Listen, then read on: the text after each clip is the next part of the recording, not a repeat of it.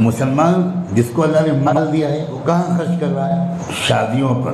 اللہ کی پناہ، میں اپنے جذبات پر قابو رکھنا چاہتا ہوں، ورنہ میرا دل چاہتا ہے شادیوں پر زیادہ پیسہ خرچ کرنے والوں کے لیے خانہ کعبہ میں جا کر بد دعا کروں۔ یہ بدترین، خبیث ترین اسلام کے دشمن لوگ ہیں جو اپنی شادیوں میں اس طرح کی فضول خرچیاں کر رہے ہیں۔ نپٹے گا اللہ ان سے۔ کون سا اسلام ہے، بلکہ کون سی انسانیت ہے یہ؟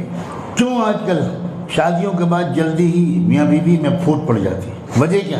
آپ شہنائی بجاتی ہوئی بارات لے کر جاتے ہیں، شاندار دعوت کھا کر اور کروڑوں کا جہیز اور سونے چاندی کے زیورات لے کر دلہن کو لے کر واپس آتے ہیں۔ راستے میں سڑک کے کنارے کسی غریب کا بھی گھر ہوتا ہے، اور اس گھر میں کوئی غریب بیٹی تکیے میں منہ چھپا کر روتی ہے، کاش کہ میرا باپ بھی مالدار ہوتا، مجھے بھی کوئی بیاہ کر لے جاتا۔